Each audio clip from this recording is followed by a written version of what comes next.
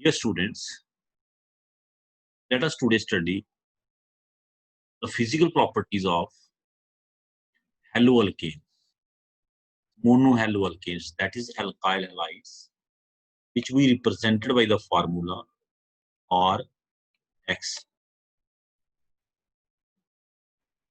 So the first property is melting and boiling points. एक चीज याद रखिए बच्चे, molecular mass of haloalkanes are higher than their parent alkane because hydrogen atom get replaced by the halogen atom. Molecular mass, atomic mass of halogen much higher than that of hydrogen. So, haloalkanes molecular mass are higher than those of parent alkane and hence they possess higher melting and boiling points than their parent alkane. जैसे chloromethane का melting और boiling point methane से ज्यादा होगा। ये तो हो गया on the basis of molecular mass. इसके अलावा भी एक प्रॉपर्टी है जिसकी मदद से हम कह सकते हैं कि इनका मेल्टिंग और बॉइलिंग पॉइंट अपने पेरेंट अल्केन से ज्यादा होगा। वो क्या है? एक carbon halogen bond is polar in nature, it has polarity. It mean in case of haloalkanes there will be dipole attraction, which is not present in case of what their parent alkane. Parent alkanes are non-polar, methane hai, they have dipole attractions. Mean the magnitude of attractive forces between the molecules of haloalkane shall be higher than their parent alkane and hence their melting and boiling points will be higher. Moreover, the carbon halogen bond is polar in nature and thus strong dipole interactions between alkyl halide molecules exist and hence haloalkanes possess higher melting and boiling points than their parent alkane. जैसा मैंने बोला. Now next point is for same alkyl group alkyl group हम same रखेंगे बच्चे. और same alkyl group हम क्या change करेंगे? What will change? हम बात कर रहे थे, we were talking that if we keep the alkyl group same, जैसे methyl, we change the halogen. What will be the order of their melting and boiling point? What we found? As the size of halogen increase, the melting and boiling point increase like. This is due to increase in molecular mass. This is due to increase in size, due to which the van der Waals force of attraction increase. Size अगर बड़ा हो, van der Waals forces surface के through operate करती है. More the surface area, stronger the van der Waals attraction. So for the same alkyl group मैंने same रखा. Haloalkanes, the melting and boiling points of the haloalkane decrease in the order. Iodide का ज्यादा होगा bromide से, bromide का ज्यादा होगा chloride से, क्लोराइड का ज्यादा होगा फ्लोराइड से. ये डिक्रीजिंग ऑर्डर दिया. मैंने यहाँ पे क्या दिखाया बच्चे? Increasing order. कि मिथाइल फ्लोराइड का कम होगा किससे? मिथाइल क्लोराइड से. क्लोराइड का कम होगा ब्रोमाइड से, ब्रोमाइड का कम होगा आयोडाइड से. यहाँ पे दिया भी है. फॉर एग्जाम्पल ये बच्चे बॉइलिंग पॉइंट्स दिए हैं इनके. मिथाइल आयोडाइड का देखें 315, ब्रोमाइड का देखें 276, क्लोराइड का देखें 248, क्लोराइड का देखें 190. This is because increase in size and mass of halogen, the magnitude of van der Waals forces of attraction increase. उसके बाद आ गया बच्चे और द सेम हेलोजन. जहां पे हमने क्या किया? यहाँ पे हमने एल्काइल ग्रुप सेम रखा. अब हम हेलोजन सेम रखेंगे और एल्काइल ग्रुप को चेंज करेंगे. For example let's say illustrate. जैसे देखिए बच्चे CH3Cl, C2H5Cl, C3H7Cl. as the size of alkyl increase, what will happen? The magnitude of van der Waals forces will increase. जैसे जैसे बच्चे अल्काइल का साइज इंक्रीज होगा, van der Waals फोर्सेस क्या होंगी? इंक्रीज होंगी, इनके बॉइलिंग पॉइंट्स क्या होंगे बच्चे? ठीक है ना? साइज बड़ा है, हैलोजन सेम रखा है, अल्काइल ग्रुप चेंज किया, तो अंडरस्टूड है प्रोपाइल क्लोराइड का बॉइलिंग पॉइंट ज्यादा होगा किससे? इथाइल क्लोराइड से। इथाइल क्लोराइड का ज्यादा होगा किससे? इथाइल क्लोराइड से। तो for the same halogen the boiling point increase with increase in size of alkyl group due to increase in van der Waals forces of attraction. Ethyl bromide और ethyl bromide का दिया है, किसका ज्यादा देखा आपने? इथाइल ब्रोमाइड का। Halogen same रखा, वी चेंज अल्काइल। उसके बाद बच्चे आता है solubility. In spite of being their polar nature they are insoluble in water. ये पानी में बच्चे डिसॉल्व नहीं होते। Why? Because they are not capable of forming hydrogen bond with water. Neither they are capable of forming hydrogen bond with water, nor they are capable of breaking the hydrogen bond of water. तो इनका dipole इतना strong नहीं है कि वो water के hydrogen bond को break कर सके, जिसकी वजह से ये वाटर में बच्चे डिसॉल्व नहीं होते। दो alkyl halides are polar. Polar है ये, हमने कहा हैलोजन की इलेक्ट्रोनेगेटिविटी ज्यादा है किससे? कार्बन से। So they are polar in nature. That is, they are insoluble in water because of their inability to form hydrogen bonds with water, and also due to their inability to break hydrogen bonds of water. However, they are soluble in organic solvents like alcohol and ether.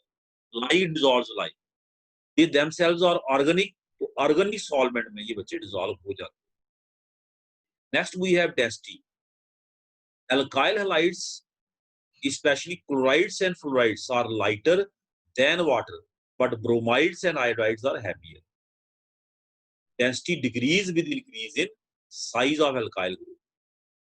Density decrease with increase in size of alkyl. कहता जैसे alkyl का size बढ़ेगा, density क्या होगी? Decrease.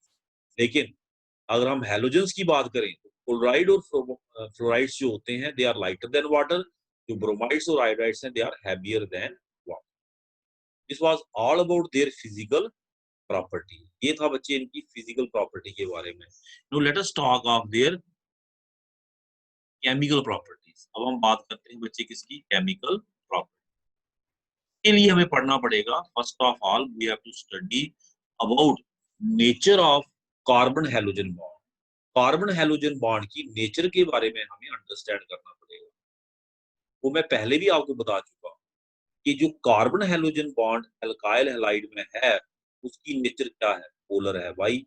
Halogen is more electronegative than carbon. As a result it exert minus I effect on the carbon, and hence the carbon halogen bond is polar in nature. It means it is clear that it will be easily attacked by the nucleophiles. इसके ऊपर nucleophile जो electronically rich species होते हैं, nucleophile में भी neutral और nucleophile में भी negatively charged, it will be easily attacked by the nucleophile, this carbon, and hence they undergo nucleophilic substitution reaction. ये आसानी से ही करते बच्चे क्या? Nucleophilic substitution reaction. As halogens are more electronegative than carbon, hence shared pair of electron get slightly displaced towards halogen. As a result, halogen acquires partial negative charge and carbon acquires partial positive. The CX bond in halogen, इन्होंने दिखा दिया बच्चे यहाँ पे, is polar in nature. Due to polar nature of CX bond, alkyl halides are highly reactive. Order of reactivity ये है। Alkyl iodides are more reactive than bromide, bromide more than chloride, chloride more than fluoride. इसका reason क्या है? इसका reason है bond strength. Bond strength, carbon iodine bond is weaker then what? Carbon bromine bond is weaker than what? Carbon chlorine bond is weaker than what? Carbon fluorine. It is all related to the bond strength. ये किससे related है बच्चे? Bond strength से। Bond strength के basis पे ये explain किया गया कि भाई this iodides are more reactive than bromides, bromides more reactive than chlorides, chloride more reactive than fluoride. Bond strength का ऑर्डर ये दिया बच्चे, carbon fluorine bond is stronger than carbon chlorine bond, carbon chlorine is stronger than carbon bromine, stronger than carbon iodine. उसके बाद बच्चे some important reactions, वो मैंने पहले बात कर दी कि कौन से रिएक्शन करेंगे, what type of reactions you expect from these, that is alkyl halide और हेलो एल्केन। तो मैंने आपको बताया कि they undergo characteristic reactions of halo alkanes are substitution reactions. वो भी कौन से, nucleophilic substitution reaction. As we stated, जैसा कि हमने यहाँ पे स्टेट किया बच्चे, as we stated, the carbon halogen bond is polar in nature. Halogen has a partial negative charge, carbon has a partial positive charge. Mind's effect of halogen. It get easily attacked. The carbon positive get easily attacked by the nucleophile. Nucleophile बच्चे neutral भी होते हैं, nucleophile बच्चे negatively charged भी होते हैं, formal charge भी carry कर सकते हैं, जैसे OH negative है। तो it undergoes nucleophilic substitution. Understood, carbon 4 he bond बनाता है बच्चे, तो जब न्यूक्लियोफाइल इसके ऊपर अटैक करेगा, नया बॉन्ड बनाएगा, एक पुराना जाना पड़ेगा, तो older has to leave and we get what, we get product nucleophilic substitution. Plus क्या बनेगा बच्चे, एक्स नेगेटिव। तो कहता है as CX bond is polar and carbon carries partial positive charge, the halogen atom carries partial negative charge, thus carbon atom due to presence of partial positive charge on it is easily attacked by the nucleophile. Thus, when strong nucleophile attacks carbon of CX bond, the halogen atom get displaced. Such reactions are called as nucleophilic substitution reactions. ऐसे reactions को हम कहते हैं बच्चे क्या, nucleophilic substitution reactions. Nucleophilic substitution reactions can proceed by two mechanisms. दो mechanism से बच्चे proceed कर सकते हैं, SN1 and SN2. SN1 हम कहते हैं सब्स्टिट्यूशन न्यूक्लियोफिलिक यूनिमॉलिक्यूलर, और SN2 हम कहते हैं सब्स्टिट्यूशन न्यूक्लियोफिलिक बाइमॉलिक्यूलर। क्या बच्चे, इसको भी देख लेते हैं। Let us have idea of this also, यहां से देख लेते हैं। मैंने एक पीपीटी बनाई हुई है,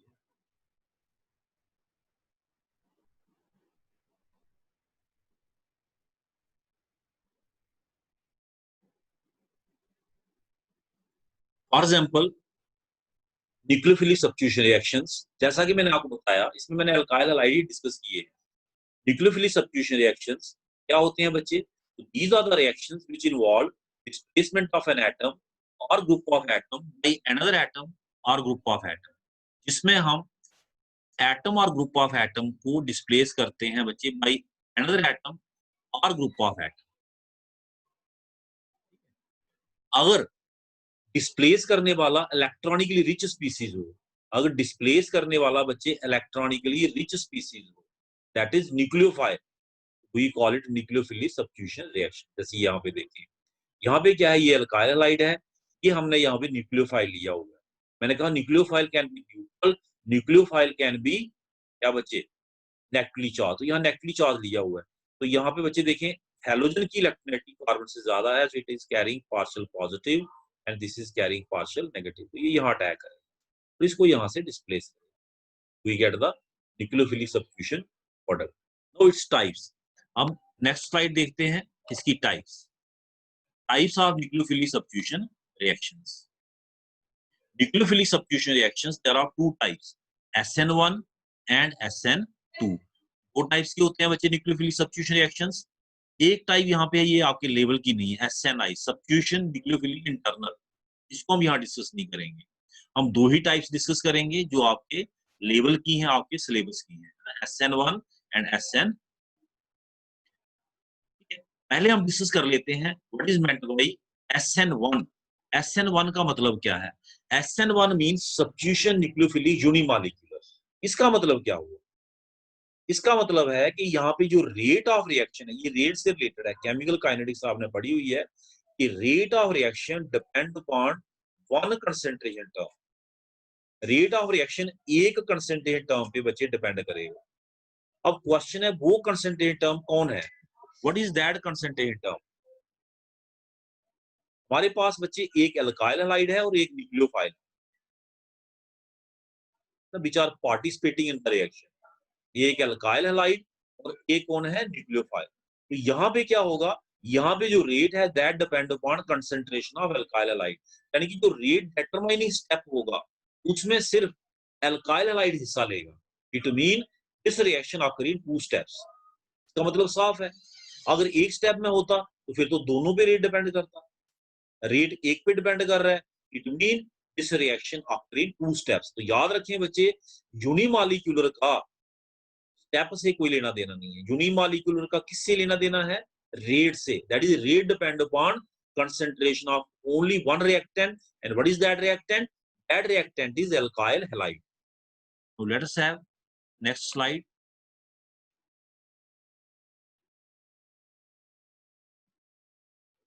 यहाँ पे देखें बच्चे, कहता है जो SN1 रिएक्शंस हैं, जैसे मैंने बताया, they occur in 2 steps, 2 step में होते हैं। First step is bond breaking step. पहला स्टेप क्या है बच्चे, इसमें बॉन्ड ब्रेक होता, the bond break, carbon hydrogen bond break, R positive plus X negative.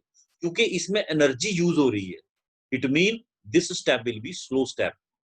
Stable से अनस्टेबल स्पीसीज बन रहे हैं, it mean this step will be slow step. Second step क्या होगा बच्चे, जैसे ही कार्बोकेटाइन बनेगा न्यूक्लियोफाइल इसके ऊपर अटैक कर देगा। This step will B fast step. Why this step will B fast step? क्यों होगा बच्चे ये फास्ट स्टेप? क्योंकि रिएक्टिव स्पीसीज से क्या बन रहा है बच्चे, stable species. Reactive species react करके क्या बना रहे हैं, स्टेबल स्पीसीज, सब्स्टिट्यूशन प्रोडक्ट जिसको हम कहते हैं।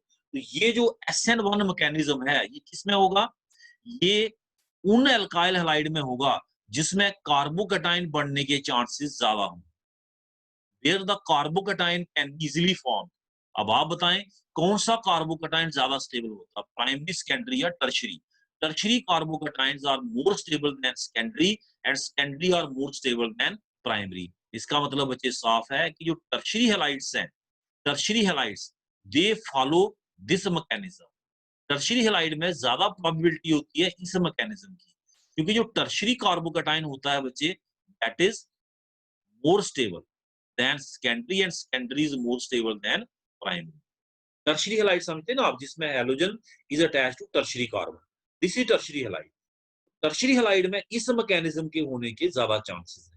इसमें आपने देखा बच्चे, जो रेट है वो किस पे डिपेंड करेगा, that will depend upon the slow step period. क्यों डिपेंड करता है, आपने केमिकल काइनेटिक्स पढ़ी है। अगर मैं एक एग्जांपल से इसको इलुस्ट्रेट करूं कि जैसे किसी फैक्ट्री में 5 वर्कर्स हैं, 5 वर्कर को हमने डिफरेंट पार्ट्स ऑफ साइकिल बनाने के लिए दिए हुए हैं। 4 वर्कर क्या करते हैं, 2 दिन में 4-4 पार्ट बना लेते हैं साइकिल के, और जो 5वां वर्कर है वो 2 पार्ट बनाता है। 4 वर्कर 4-4 पार्ट बना रहे हैं और जो 5वां वर्कर है वो 2 पार्ट बना रहा है। उसको हैंडल बनाने को दिया है, उससे 2 ही हैंडल बने। बताएं साइकिल कितने बने, साइकिल बच्चे 2 ही बने, 4 थोड़े बने। 4 लोगों ने 4-4 पार्ट बना दिए, पर एक ने 2 ही बनाए। जब तक सारे पार्ट कंप्लीट नहीं होंगे आपका जो साइकिल है वो कंप्लीट नहीं होगा। इसी तरह से जब तक पहला और दूसरा स्टेप जितना मर्जी फास्ट हो बच्चे, तब तक पहला स्टेप कंप्लीट नहीं होगा, दूसरे का कोई मायने नहीं रखता। तो पहला स्टेप स्लो है तो रेट किस पे डिपेंड करेगा बच्चे, स्लो स्टेप पे। The rate will depend upon slow step. Cycle बनाने का रेट किस पे डिपेंड किया, उस स्लो वर्कर पे, जिसने 2 ही पार्ट बनाए। तो rate always depend upon slow step. तो स्लो स्टेप में कितने रिएक्टेंट हिस्सा ले रहे हैं, एक। Hence it is called SN1 reaction, that is substitution nucleophilic unimolecular. इसमें बच्चे इंपॉर्टेंट पॉइंट मैंने आपको समझा दिया कि ये प्रेफरेबली किसमें होगा, टर्शरी हैलाइड में। Preferably this mechanism will be followed in tertiary halide. Next slide देख लेते हैं बच्चे। ये काइनेटिक्स दी हुई है, जैसा मैंने बताया कि SN1 reaction occur in 2 steps. SN1 reaction 2 step में होता है, 2 स्टेप।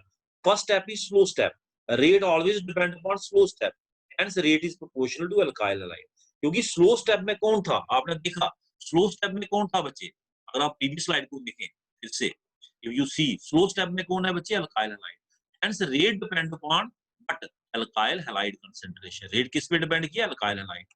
अब आ गया बच्चे स्टीरियोकेमिस्ट्री ऑफ SN, ये भी देख लेते हैं इसके साथ साथ ही। Stereochemistry of SN1 reaction. Stereochemistry का मतलब है कि जो आपका प्रोडक्ट बनेगा उसकी कॉन्फ़िगरेशन क्या होगी?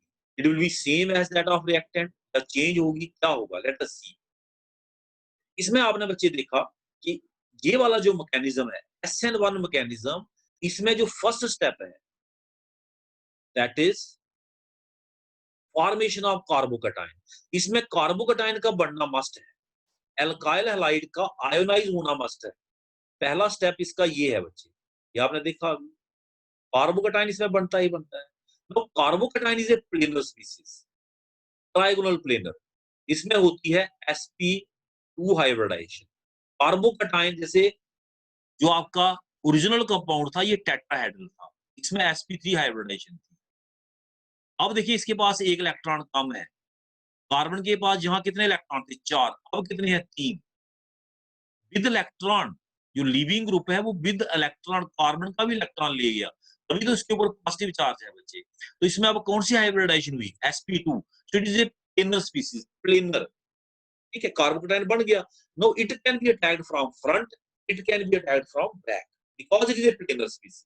ये फ्रंट से भी अटैक हो सकता है और बैक से भी। It mean in this case we will have racemic mixture. Racemic mixture मतलब हमें कुछ प्रोडक्ट मिलेगी with the same configuration as the reactant, जैसे ये है बच्चे, मतलब न्यूक्लियोफाइल उसी साइड अटैच हुआ जिस साइड से लिविंग ग्रुप गया, और एक वो अपोजिट साइड अटैच हुआ।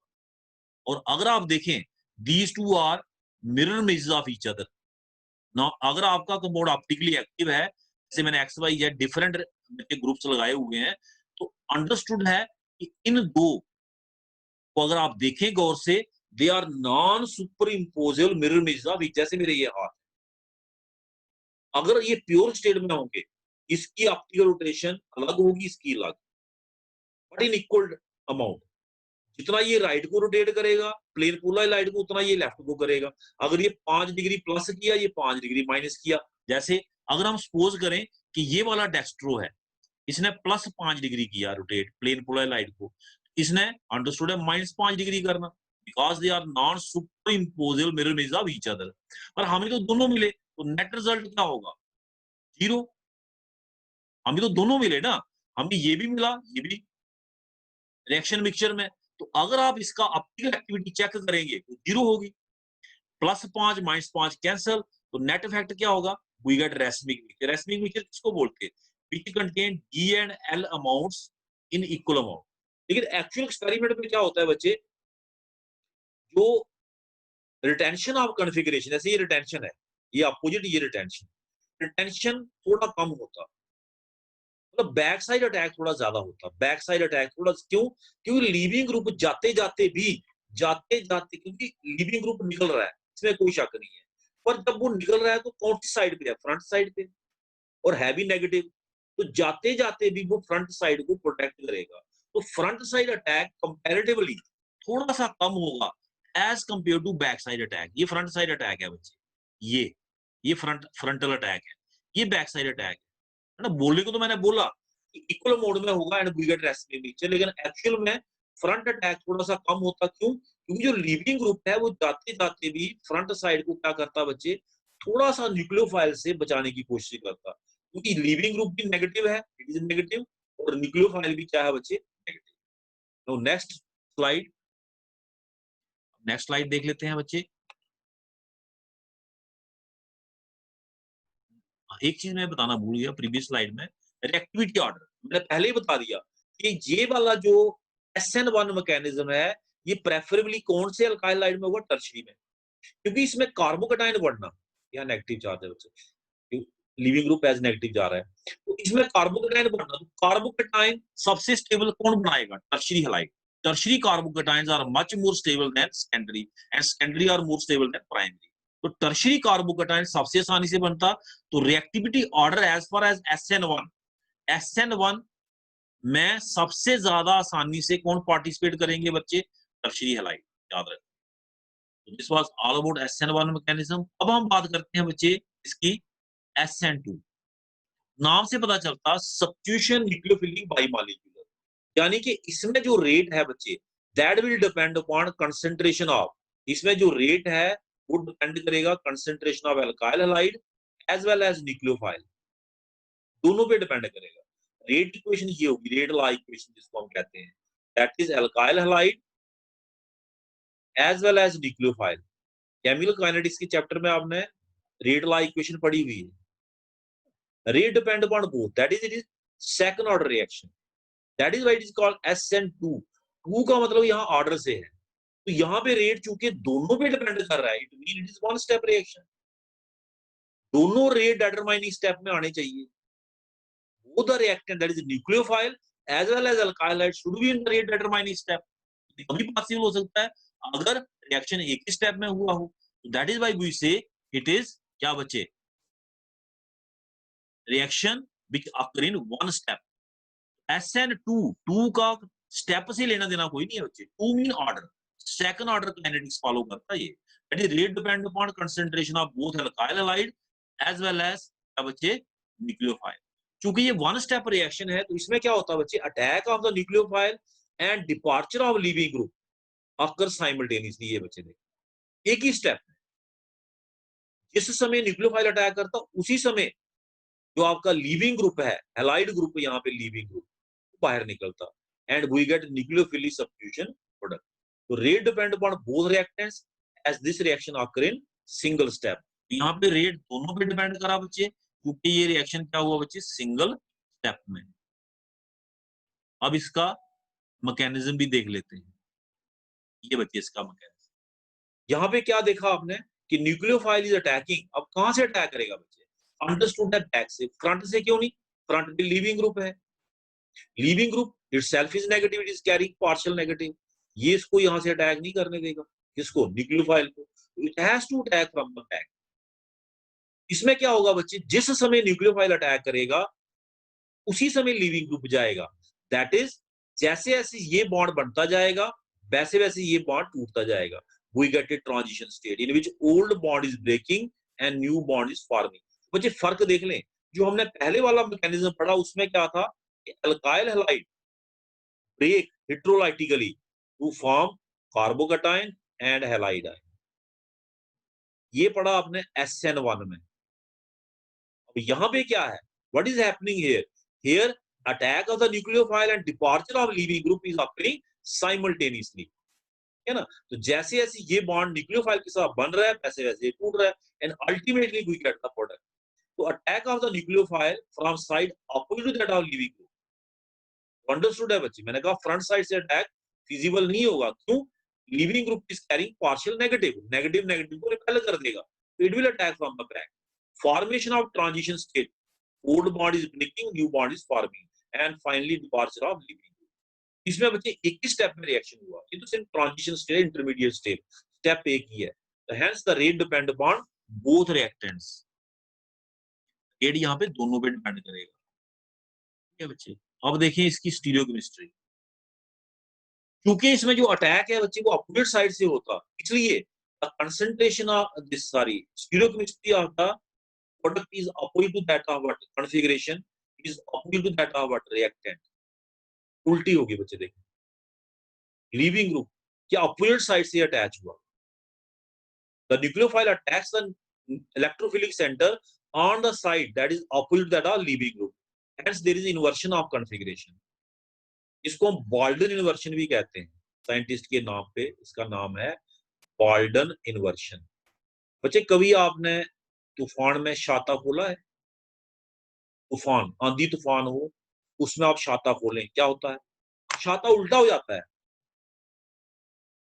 सेम चीज यहां हो रही है, उल्टा, इन्वर्शन ऑफ कॉन्फ़िगरेशन। जो ग्रुप पहले इस साइड है वो उल्टी साइड चले गए, है ना। तो this is what is happening, इसके साथ बॉल्डन ने इसको कन्वर्ट क्या कहते हैं कंपेयर किया हुआ है इसको एक्सप्लेन करने के लिए। So we call it Walden inversion. एक चीज इसमें इंपॉर्टेंट याद रखें बच्चे, इसमें न्यूक्लियोफाइल ने अटैक करना, और न्यूक्लियोफाइल का अटैक बच्चे देखें टेट्राहेड्रल कार्बन पे हो रहा है। जितने ग्रुप एक्स वाई जेड जो मैंने यहाँ शो किए, जितने ये छोटे होंगे न्यूक्लियोफाइल को अटैक करना उतना आसान होगा। यानी कि सपोज एच एच एच लगे हो तो न्यूक्लियोफाइल का अटैक करना और ज्यादा आसान हो गया। इसका मतलब साफ है कि जो प्राइमरी हैलाइड्स हैं वो प्रेफर करेंगे क्या बच्चे, क्या SN2 मैकेनिज्म, प्राइमरी हैलाइड्स। एक तो उनमें कार्बोकेटाइन स्टेबल नहीं होता प्राइमरी हैलाइड में, जैसे मिथाइल हैलाइड ले लें आप, carbocation will not be so much stable, इसमें बढ़ने के चांसेस कम हो गए। और दूसरा न्यूक्लियोफाइल का अटैक करना इसके ऊपर बड़ा आसान है, स्टीरिक हिंड्रेंस नहीं होगी, जितने ग्रुप ये बड़े होंगे उतनी स्टीरिक हिंड्रेंस ज्यादा होगी, किसको, न्यूक्लियोफाइल को। तो न्यूक्लियोफाइल फिर वेट करेगा कि पहले ये आयोनिक हो जाए फिर मैं अटैक करूं, तो उस केस में SN1 रिएक्शन हो जाएगा। तो primary halides prefer but SN2 mechanism, जो प्राइमरी हैलाइड्स हैं बच्चे वो प्रेफर करते हैं किसको, SN2, जैसे tertiary halide prefer SN1, primary halide prefer SN2। और जो बच्चे आपके कौन है, सेकेंडरी हैलाइड्स, इनमें ये दोनों हो सकते मैकेनिज्म, डिपेंड करेगा बच्चे सॉल्वेंट की नेचर पे भी, कि सॉल्वेंट पोलर सॉल्वेंट है, आयोनाइजेशन में हेल्प करेगा, तो प्रेफर करेगा कौन बच्चे, कौन सा मैकेनिज्म, आयोनाइजेशन किसमें होती है, what type of mechanism prefers ionisation, SN1 ना। तो अगर पोलर सॉल्वेंट है आयोनाइजेशन को प्रेफर करवाएगा तो SN1 के चांसेस ज्यादा हो जाएंगे, सॉल्वेंट का भी रोल रहता है। नेक्स्ट वी है काइनेटिक्स, ये मैंने पहले बता दी कि SN2 reaction is bimolecular reaction because ये rate depend upon concentration of both, bimolecular reaction, ये मैंने आपको पहले बता दिया बच्चे। तो this was all about what, ये मैंने कहा आपके लेवल का नहीं है, तो this was all about what, SN1 and SN2 reactions, इनकी हम यहाँ पे बात कर रहे थे, SN1 एंड SN2। ये बच्चे आपने इसके मैकेनिज्म अच्छे तरीके से देख लेने, ये मैंने नोट्स पे भी अगर आप देखेंगे इसमें भी लिखे हुए हैं, ऐसी बात नहीं है कि नहीं लिखे हैं, नोट्स पे भी है, लेकिन चूंकि मैंने इसका पावर पॉइंट बनाया हुआ तो मैंने वहां से एक्सप्लेन कर दिया। ये था, ये बच्चे यहाँ पे दिया हुआ है relative reactivity of halo alkanes, ये थोड़ा देख लेते हैं इसको यहाँ से, relative reactivity of halo alkanes towards SN1 and SN2 reactions. In SN2 reactions the attack of nucleophile occurs from the back side on carbon carrying halogen. Hence, presence of bulky substituents on or near the alpha carbon tends to hinder the approach of nucleophile due to steric hindrance and thus makes the reaction difficult to occur. Hence, greater the steric hindrance, slower the reaction of all the alkyl halides. Methyl halides are most reactive in SN2. मैंने आपको पहले बता दिया ये चीज कि जो methyl halides हैं वो प्रेफरेबली करेंगे कौन सा बच्चे, SN2। स्टीरिक हिंड्रेंस नहीं है, न्यूक्लियोफाइल ने अटैक करना है उसी समय अटैक करना, उसी समय इसने बाहर निकलना है। 4 ग्रुप अटैच है, SN2 मैकेनिज्म जब होता है तो 4 ग्रुप अटैच होते हैं, SN1 जब मैकेनिज्म होता है बच्चे तो 3 ग्रुप अटैच होते हैं, कार्बोकेटाइन बन गया होता है। अगर बल्कि ग्रुप होंगे भी तो इसको इतना मैटर नहीं करेगा, जिसमें बल्कि ग्रुप होंगे उसमें चांसेस रहते हैं किसके बच्चे, SN1 मैकेनिज्म के, जैसे टर्शरी हैलाइड्स हमने बात की है ना। तो कहता जो मिथाइल हैलाइड है, मिथाइल उसमें लीस्ट स्टीरिक हिंड्रेंस होता है, इसलिए वो प्रेफर करते हैं क्या बच्चे, SN2 mechanism. On the other hand tertiary halides with 3 bulky groups are least reactive followed by secondary halides with 2 and primary halides with 1 bulky group. बस overall order of reactivity in SN2 reaction ये है बच्चे, SN2 में methyl halide की सबसे ज्यादा reactivity होगी और टर्शरी हैलाइड की सबसे कम। इसी तरह से अगर हम SN1 की बात करें, हालांकि मैं समझा चुका हूं आपको, फिर भी यहां से भी इसको मैं रीड करवा देता हूं। अगर हम बात करें किसकी बच्चे, SN1 में उल्टा होगा, इसमें कार्बोकेटाइन बनना और कार्बोकेटाइन की स्टेबिलिटी देखी जाएगी। तो टर्शरी कार्बोकेटाइन आपने देखा is more stable then what, secondary is more stable than primary and primary is more stable than methyl. Therefore, reactivity of alkyl halide towards SN1 reaction is tertiary halide more reactive than secondary, more reactive than primary, more reactive than methyl. SN1 reactions are favored by, एक और चीज मैंने बताई आपको, इसमें ionisation होगी। SN1 reactions are favored in polar solvent. अगर solvent अगर polar होगा SN1 reaction को ज्यादा फेवर करेगा, जैसे वाटर एल्कोहल है। Thus, from above discussion, it follows the reactivity of alkyl halide towards SN1, SN2 follow opposite order. Opposite है ना, टर्शरी में कौन सा फेवर करता मैकेनिज्म, SN1, और प्राइमरी मिथाइल हैलाइड में कौन सा फेवर करता बच्चे, SN2 है ना। देखें SN2 रिएक्टिविटी इंक्रीजेस मतलब इधर को इंक्रीज हो रही है, मतलब methyl halide will be most reactive. SN1 की रिएक्टिव इधर को इंक्रीज हो रही है, tertiary halide will be most reactive. Tertiary halide क्या होगा बच्चे, सबसे ज्यादा reactive. This is SN1 versus SN2। इसके अलावा और भी फैक्टर्स हैं, वो भी देख लेते हैं, अब इसको खत्म नहीं करते हैं हम। Further due to greater stabilisation of alkyl and benzyl carbocation intermediates by reagents, even primary allylic and benzylic halides show higher reactivity in SN1 reaction। इसकी बात कर रहा है बच्चे, बेशक कहता है ये प्राइमरी हैलाइड है, ये इसकी बात कर रहा है। This is very interesting case.